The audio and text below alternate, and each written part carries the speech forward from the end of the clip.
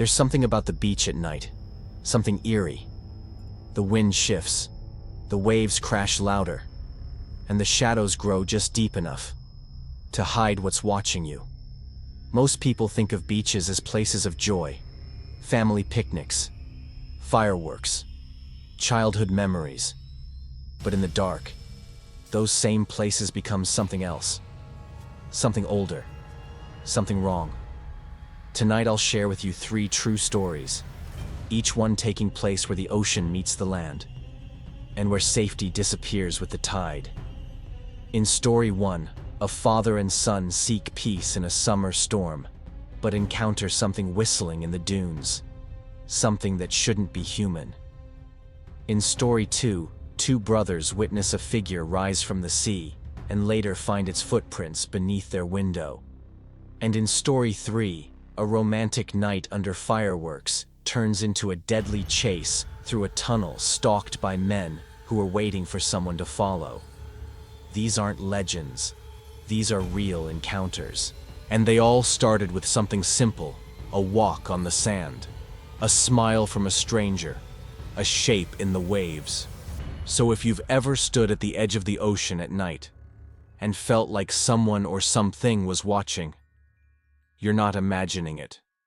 Put on your headphones, turn off the lights, and listen carefully, because sometimes the ocean doesn't bring things in. Sometimes it lets them out. Story 1. The figure on the beach. I've always loved thunderstorms. Not just the rain, but the entire atmosphere. The distant rumble of thunder. The sharp scent of ozone. The strange comfort in the chaos. It's something I've passed on to my son, who even at 6 years old shares that same odd love for storms. Whenever the sky darkens and the wind begins to howl, we sit outside under a small wooden gazebo I built in the backyard. It's become our quiet tradition, a space where time feels slower, and the storm becomes our soundtrack. But one night changed that. It was early summer in Florida. The air was heavy, that kind of sticky, still heat that presses on your lungs. Storm clouds were gathering fast, not just drifting in, but charging. My son came running into the living room, barefoot, eyes wide with excitement. "Dad, it's here. Let's go watch it." Instead of the backyard, I had a different idea. There's a private beach about 15 minutes from our house, an old trail that leads through dunes and thick coastal grass. Most people don't know it's there. I used to go when I needed time alone. Peaceful, untouched, isolated. I grabbed a blanket, a small fire starter, and loaded us into my pickup. The rain had just started when we arrived. Lightning flashed far off over the ocean, casting eerie silver light across the dunes. I parked facing the shore, turned off the engine, and tried lighting a small bonfire. But the wind and drizzle made it impossible. Eventually I gave up and just left the truck headlights on, pointing toward the dune line. We sat on the tailgate wrapped in a blanket, listening to the rain hit the roof, watching the waves roll in. Then my son leaned in closer and whispered, "Dad, do you hear that?" I paused. Through the rain was a sound. Faint at first, almost melodic. A whistling. Not from a bird. Not the wind through trees. It was deliberate, rising and falling in a strange pattern. And close. Too close. I stood and flipped the headlights to high beam. That's when we saw him. A figure standing motionless just beyond the edge of the grass, still as a statue. Half his body lit by the beams, the other half swallowed by shadow. He was tall, thin, his face partially turned away, but one eye caught the light, watching us, unblinking. I felt my son cling to my arm. "Who is that?" he asked. I shouted, "Hey, this is private property." The man didn't move, didn't flinch, just stood there like he had all the time in the world. Then without a sound, he stepped backward into the tall grass and disappeared. I grabbed my flashlight and told my son to stay in the truck. I had no idea what I was thinking. Part of me wanted to confront him.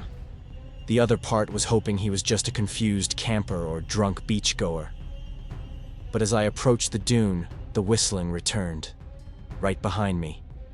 I spun around. Nothing. The air felt colder, heavier, like something unseen was pressing against my chest. I rushed back to the truck, slamming the door behind me. We sat there in silence, both of us staring at the empty dunes. Then, for a split second, he reappeared. This time right in front of the truck. Not moving. Just standing there. Grinning. My son screamed. I turned the key and threw the truck into reverse. But by the time the lights caught that patch of sand again, he was gone. We didn't stop driving until we got home. I didn't sleep that night. Neither did my son. And for weeks after, he'd wake up crying, swearing he heard someone whistling outside his window. Story 2. Shadow on the Sand, the ghostly stalker. Some memories fade with time, but others stay with you. Not as images, but as feelings. A weight in your chest, a chill down your spine, a shape that returns in dreams. This happened when I was 10. My parents had a tradition. Every July we'd spend 2 weeks at a beach house they rented off the coast. It wasn't a tourist hotspot. It was remote, almost forgotten, tucked between stretches of high dunes and overgrown seagrass, with a narrow trail that led to a wide, silent beach. Back then, it felt like paradise. Just me, my parents, and my older brother Joey. The house itself was old, wood-paneled, musty and creaky, but to us, it was magic. We'd explore tide pools, build sand forts, and race along the shoreline until sunset. One evening after dinner, Joey and I decided to go sandboarding on the dunes. We had cheap plastic sleds we brought every year, scratched up and cracked, but they did the job. The sun had just dipped beneath the horizon, leaving behind a pale orange glow. The sky was streaked with deep blue, and the ocean shimmered quietly in the distance. It was that peaceful moment, just before darkness fully takes over. We took turns racing down the tallest dune near the edge of the beach, laughing, tumbling, and brushing off sand. It was quiet. Too quiet now that I think back. Then I noticed something strange. Out in the ocean, just beyond the crashing waves, there was a dark shape. At first I thought it was driftwood, but it moved, slowly, deliberately. It floated almost like a head. Then, it rose. Not entirely, but enough to see the outline of shoulders and neck. It was a person, but they weren't swimming. They were just standing, out there, still, watching. I froze. Joey noticed my expression and followed my gaze. "What is that?" he asked. I didn't respond. I just shook my head. The figure didn't move, didn't wave, didn't call for help. They just stood there, half submerged in the surf head, tilted slightly to one side. I remember the way the water shimmered off their skin like wet stone, and how the shadows swallowed their features. No face, just darkness. Then, the head dipped slowly back beneath the surface. Gone. Joey and I bolted back to the house, sand flying behind us. We burst through the door, out of breath, shouting about someone in the water. My parents were half amused, half concerned. They went outside and looked, but of course there was nothing. Just waves and darkness. They told us it was probably just a trick of the light. A seal. A drifting buoy. But that night something else happened. Around 3 a.m., my mom's scream shook the entire house. We all ran into the living room. She was standing near the back sliding glass door, pointing. Outside, just beyond the porch, was a man. He was naked, soaked, thin as a rail. And he was smiling. Not a nervous, embarrassed smile. a wild, twisted, gleeful grin. His head tilted the same way the figure in the water had tilted it. Then, without warning, he charged, straight toward the glass. He slammed his fists against it once, twice again, rattling the door in its frame. My dad grabbed the fire poker from the fireplace and yelled. The man didn't flinch. He just kept smiling. By the time the police arrived, the man was gone. No footprints, no wet trail, nothing. The cops said he was probably high, a drifter. Maybe someone who'd broken into one of the nearby abandoned cottages. But I don't believe that. Because before we left, while my parents were packing, I went outside. Back to the dune where Joey and I had been playing. And in the sand, I found a trail of wet footprints. They came from the direction of the water and ended right beneath my bedroom window. Sometimes what we see in the distance isn't a trick of the light. Sometimes it sees us too, watches us, waits for us to return. To this day, I don't know if the man from the ocean and the one outside our house were the same. But deep down, I know they were. And no matter how many years pass, I still check the waterline whenever I visit a beach. Because once you've been watched by something that shouldn't exist, you never forget. Story 3. Deadly Chase, a bloody fireworks night, the 4th of July. For most people, it's a night of celebration, loud fireworks, laughter, and the comforting chaos of families sprawled across beach towels under the stars. But for me and my girlfriend Stevie, that night became something we never speak about anymore. We had driven out to a quiet beach about 40 minutes from town. A local spot I used to visit as a kid. Nothing fancy, just sand, a worn-down wooden boardwalk, and an old tunnel that cut beneath the dunes from the parking lot to the shore. We arrived just before sunset. The lot was already packed, so we ended up parking near the edge of a nearby nature preserve, about a 10-minute walk through dim, uneven paths. But we didn't care. The sky was pink, the air was warm, and we had each other. We made our way through the tunnel, laughing and joking, holding hands. I remember Stevie spinning in a slow circle as we stepped out onto the beach, saying, "This is perfect." We laid down a blanket and watched the fireworks show begin. It was beautiful, red and gold exploding overhead, reflecting on the water. People were cheering. Kids were waving glow sticks. It felt safe, familiar. Like nothing bad could happen in a place like this. But something was off that night. It started when Stevie went to the public bathroom near the boardwalk. She came back looking uneasy. "I think someone's watching me," she whispered, clutching my arm. There was a guy standing by the sinks, just staring. He didn't even blink. I looked over, but the area was empty. We tried to brush it off. Maybe she startled someone else. Maybe it was nothing. But when the fireworks ended and we started packing up to leave, that's when it happened. We were heading toward the tunnel when a guy stepped into our path. He looked around our age, maybe early 20s. Clean hoodie, messy hair. But something about him felt off. His eyes darted too fast, and his smile didn't reach his eyes. "Hey," he said, "my friend's hurt. He's in the tunnel. Could you help me carry him out?" He didn't wait for a reply, just turned and started walking toward the tunnel. Stevie gripped my hand tightly, and I had that gut feeling, the kind that doesn't come with logic or proof, just instinct.